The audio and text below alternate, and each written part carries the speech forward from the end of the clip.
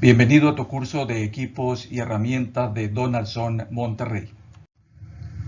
Conozcamos algunas de las herramientas más comunes que utilizamos en las operaciones.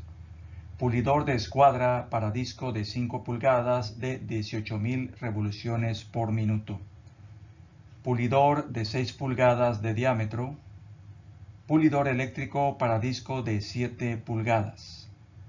Es muy importante en el caso de los pulidores que estén en buen estado, que los bordes estén completos, que los gajos se encuentren también en buen estado. Por ejemplo, en estas fotografías no hay señal de malla en refuerzo.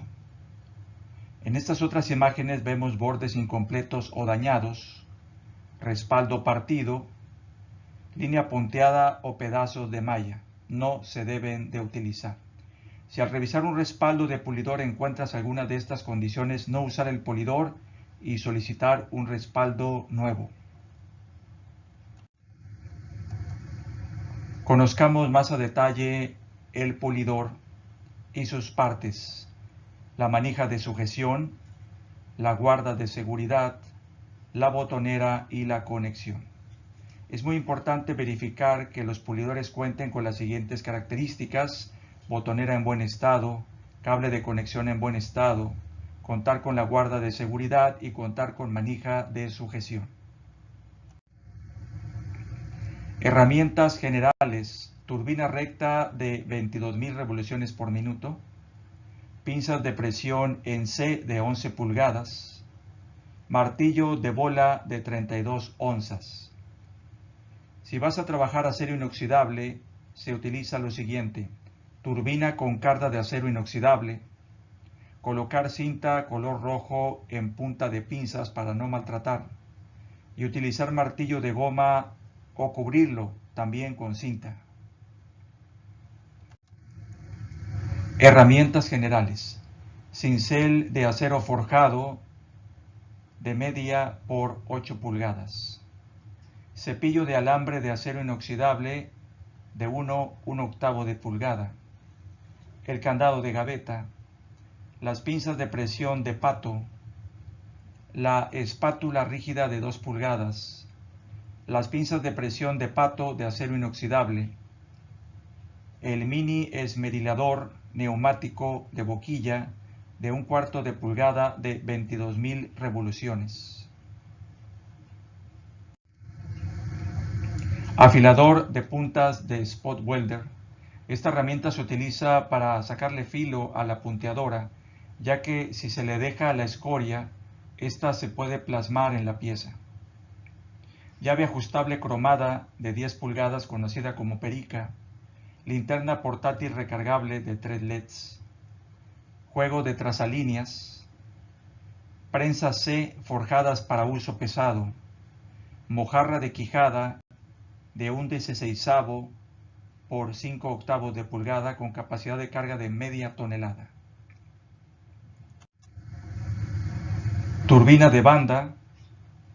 Escuadra de combinación universal, mango de aluminio, conocido como block escala.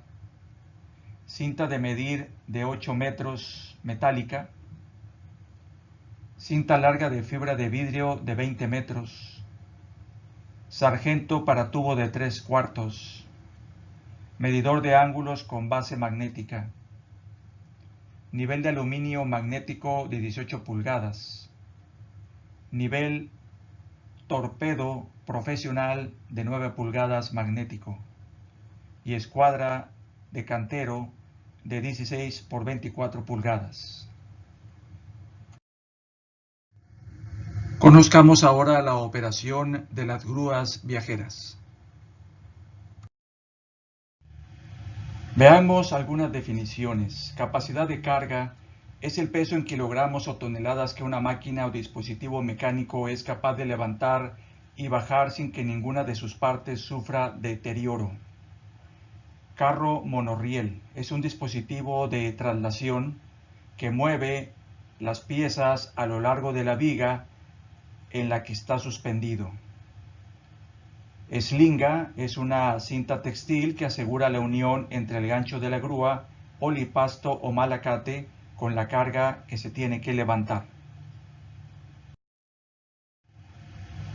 Desde el punto de vista de seguridad se consideran estas tres partes fundamentales de la grúa: el puente, que se desplaza a lo largo de la nave; el carro, que se desplaza sobre el puente y recorre el ancho de la nave; y el gancho, que va sujeto al carro mediante el cable principal y realiza los movimientos de subida y bajada de las cargas.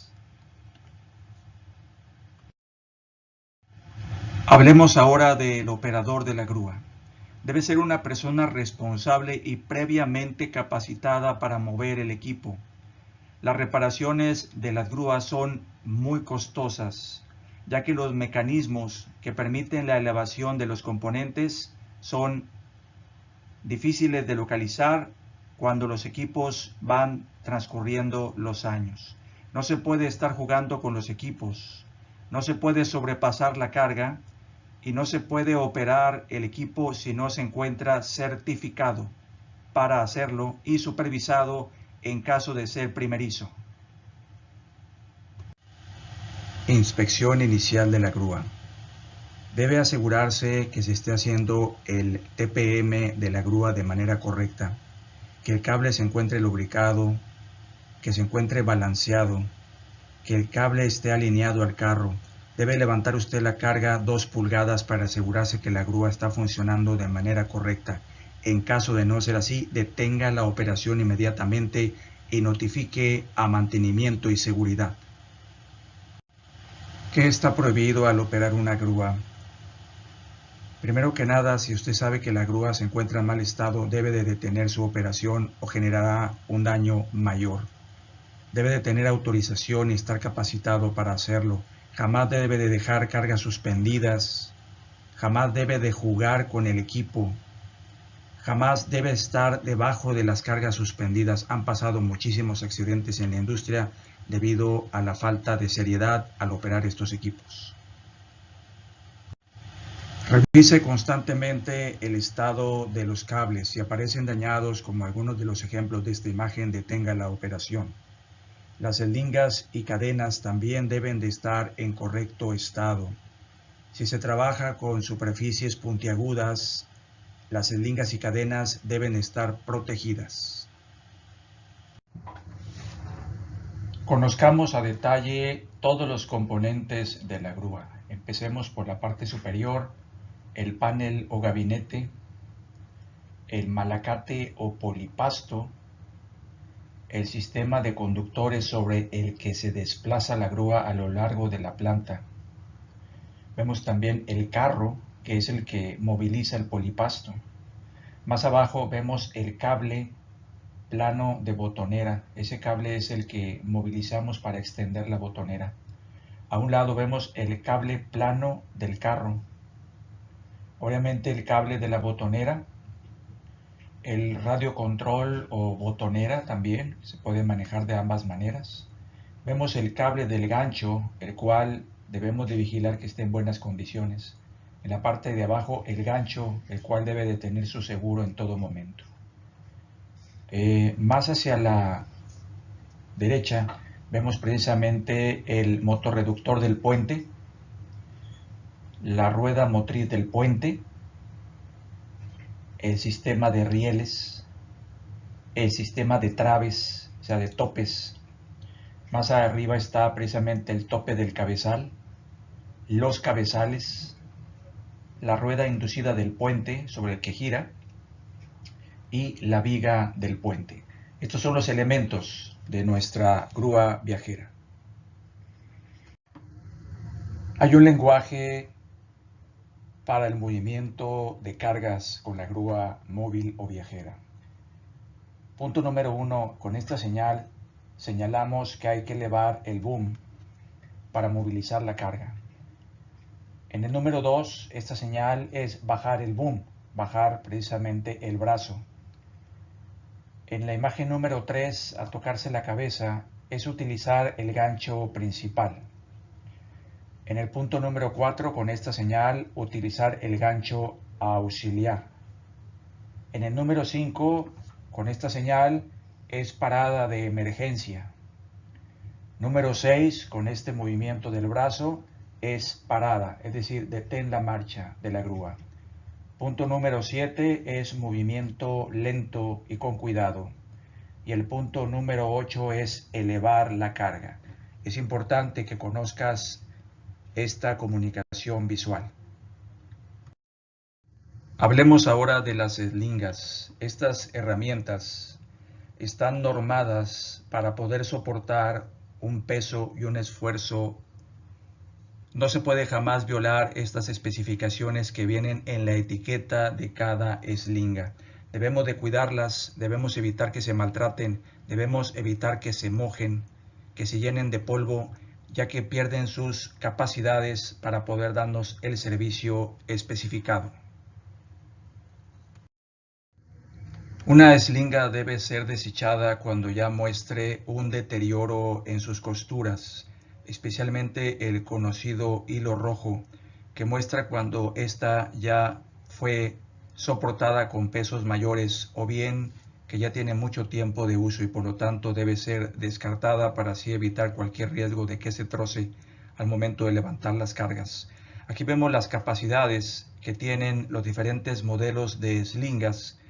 Y estos pesos varían dependiendo del tipo de ángulo en que estamos levantando las cargas. Tomemos el primer modelo que nos dice que soporta un peso en una posición vertical de 725 kilogramos. Enlazada, como lo vemos en la imagen, soporta 544 kilogramos. Y en forma de canastilla o canasta, 1450 kilogramos. Aquí vemos las especificaciones de la eslinga, de ancho de fibra de 1 pulgada, ancho de ojo de 1 pulgada y longitud de ojo de 12 pulgadas. Esta información la podemos encontrar directamente en la etiqueta de la eslinga. Fundamental revisar la etiqueta antes de realizar el izaje de cargas. Elementos de izaje. Los ganchos, anillos, argollas y cáncamos son elementos que nos permiten movilizar cargas. Están construidos con acero forjado y no deben de ser jamás alterados. Los elementos de izaje tienen indicada la carga máxima a las que se les puede someter. Hay secretos de fabricación de cada productor de estos materiales que están forjados bajo un tratamiento térmico especial. Es importante que cuides tu eslinga, que no la dejes en el sol, que no la arrastres ya que también se deteriora y rompe, que la coloques en un lugar limpio y seco para que no se maltrate y te dure muchos años, que no sobrepase sus cargas porque es obvio que se va a romper, se va a dañar. Las eslingas son costosas y obviamente es una inversión que se debe de cuidar. Aquí vemos un ejemplo de las etiquetas donde viene la información de la eslinga, tipo, marca, pesos. Este es un ejemplo, un catálogo de los defectos o daños que se generan a las eslingas por mal manejo, daños causados por ácidos, cortes causados por bordes agudos o afilados, daños causados por objetos punzantes, otros causados por exceso de temperatura, por abrasión, por sobrecarga, por bordes agudos, por malos manejos. Reiteramos, cuida tus eslingas y te darán el servicio y la seguridad necesarias. Hablemos de los ganchos. Estos elementos son fundamentales para el izaje de cargas de manera segura. Están formados por un ojo, por el asiento del gancho y por el pico, pero también por un candado que es fundamental que esté en operación antes de levantar cualquier carga o existe el riesgo de que ésta se pueda caer.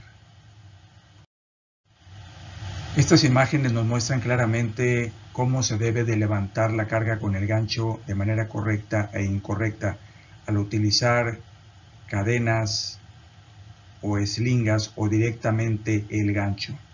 Es fundamental que respetemos las reglas de un buen izaje con el gancho o repetimos, existe el riesgo de que se caiga la carga y pueda lastimar a alguien. Las mojarras son elementos también utilizados en nuestros procesos para el movimiento de hojas de acero.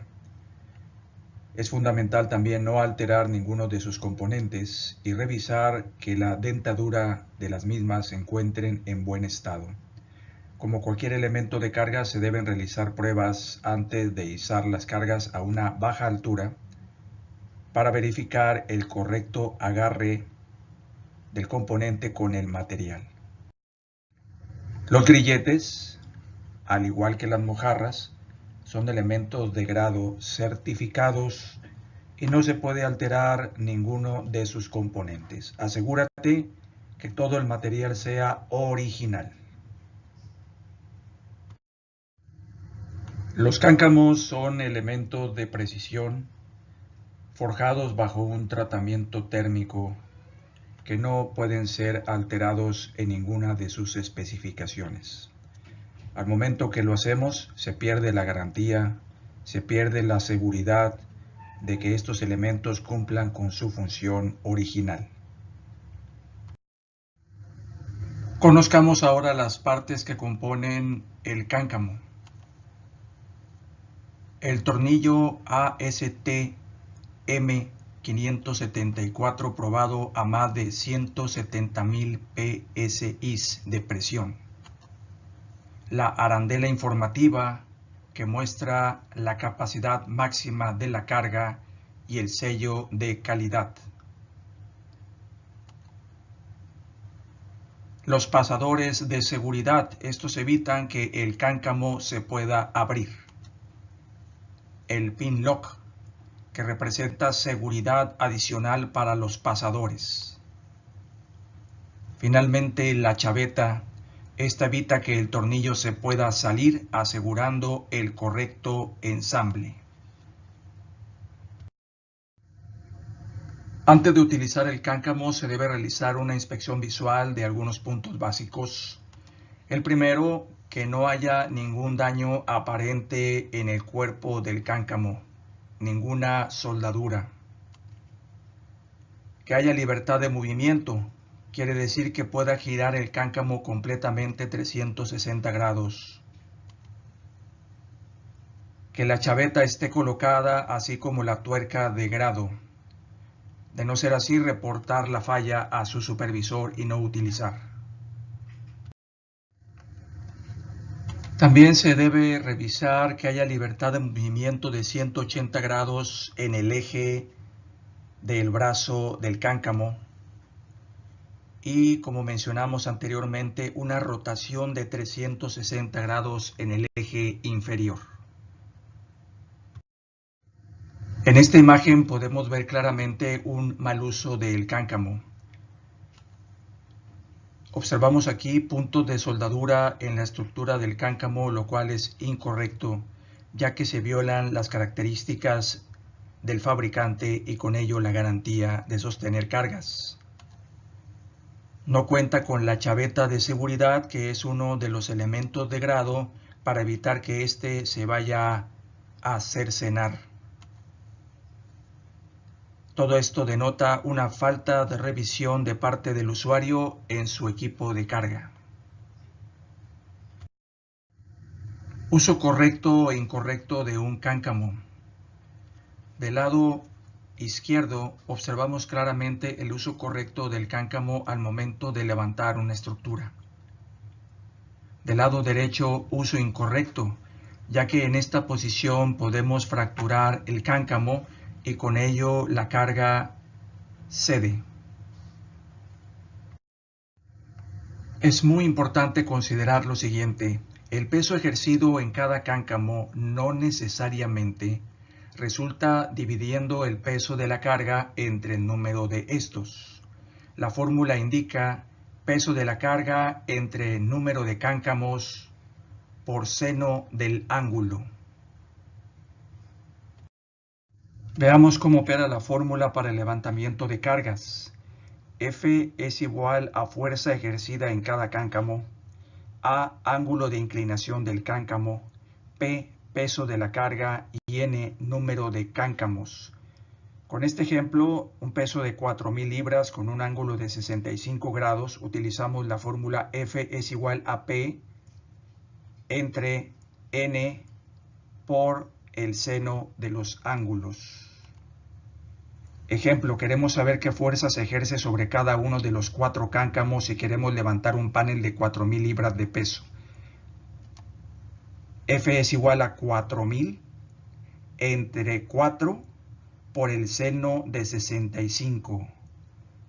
Es igual a 1.209 libras, lo cual es un equilibrio correcto para el levantamiento de esta carga.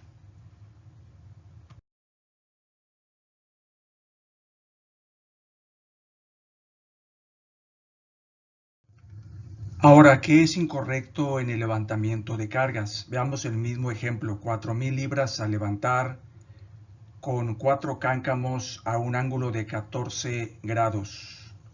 Esto es incorrecto, ya que al multiplicar 4.000 entre 4 por el seno de 14 nos da 4.134, por lo tanto el peso está desbalanceado. Riesgo de caída. En el mismo levantamiento de cargas debemos asegurarnos que nuestro material no se pandee, como lo vemos en la imagen del lado izquierdo, ya que esto tensionaría demasiado la cadena o eslinga e incluso los cáncamos al grado que podrían romperse. Del lado derecho vemos el izaje de manera correcta. Conozcamos ahora la operación de los pulidores neumáticos y las piezas que lo componen. Modelo Ingersoll Rand 317G. Aquí va la llave de sujeción, el disco de soporte de 5 pulgadas, la entrada de aire de 90 psi de presión, la tuerca de soporte, el disco de soporte y el muffler kit. Estos equipos no tienen guarda, por lo tanto se debe de tener extremada precaución. Especificaciones: la velocidad de revoluciones por minuto son 18.000, el diámetro del plato son 5 pulgadas, el consumo medio de aire son 340 litros por minuto y el consumo de aire a cargar son 708 litros por minuto. El peso de la herramienta es de 1 kilogramo y el nivel sonoro son 100 decibeles, por lo cual debe de utilizarse tapones auditivos. Preparación para el uso de la turbina. Primero, la revisión e instalación del filtro de aire. Segundo, revisión del regulador, mayor entrada o salida de aire. Tercero, el lubricador, el cual debe de contener niveles correctos de aceite. 4. La llave de paso. 5. El diámetro de manguera. 6. El tamaño de la rosca. Es fundamental al operar la turbina utilizar todo el equipo de protección personal requerido, como se muestra en la imagen. En síntesis, utilice el EPP adecuado, maneje el pulidor a 2 manos, utilice guantes de trabajo correctos para esta operación. Evite con ello accidentes, ya que estos equipos, al estar operando a altas revoluciones, pueden ocasionar lesiones severas. Manejo de cúters. Estas herramientas son muy utilizadas en la industria para realizar operaciones que otros instrumentos de corte, como son las tijeras, no pueden efectuar. Sin embargo, son altamente peligrosos cuando el usuario no toma las medidas de precaución necesarias. Al utilizar cúter se deben utilizar guantes anticorte, ya que de lo contrario se pueden generar lesiones irreversibles. Riesgos eléctricos. Respete el poder de la electricidad. Debe de estar entrenado para operar la misma. Informe a su supervisor de equipo defectuoso. Use ropa protectora adecuada, en especial zapato dieléctrico. Regularmente inspeccione sus herramientas eléctricas. Inspeccione el cable de alimentación de sus herramientas y maquinaria. Asegúrese de que el equipo eléctrico esté conectado a tierra adecuadamente. No maltrate los cordones de las extensiones. Nunca eche agua en un fuego eléctrico. Utilice un extinguidor de polvo químico seco. Practique la buena limpieza en su área de trabajo. Bloqueo y etiquetado. Es fundamental, antes de entrar en operación y contacto con corriente eléctrica, el asegurarnos que todo nuestro equipo se encuentre bloqueado y desenergizado en forma correcta. Para ello existen diferentes herramientas que nos brindan esta seguridad. Especialmente su identificación que señala que usted se encuentra operando el equipo, dándole mantenimiento o reparación, así como la utilización de su candado personalizado. ¿Cuáles son los pasos para el bloqueo y etiquetado? Primero, debe notificar a todos los empleados que se encuentren operando la maquinaria, apagar el equipo, aislar cualquier tipo de energía, aplicar el candadeo y el etiquetado, liberar toda la energía residual, verificar que los bloqueos sean efectivos y proceder a dar el servicio y el mantenimiento correspondiente. Una vez se terminen las maniobras, se debe nuevamente notificar a todos los empleados que la operación se restableció.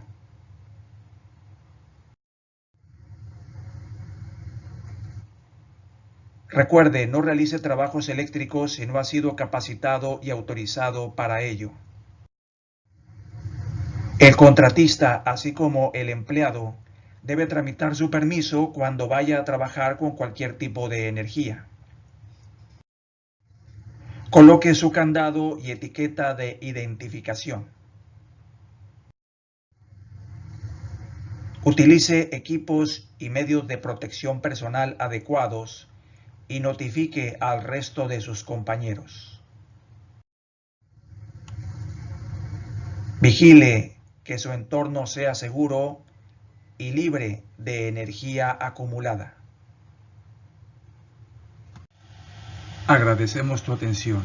Te invitamos a seguirte capacitando con nuestros videos técnicos a través de Facebook y YouTube en Amigo Donaldson. Que tengas buen día.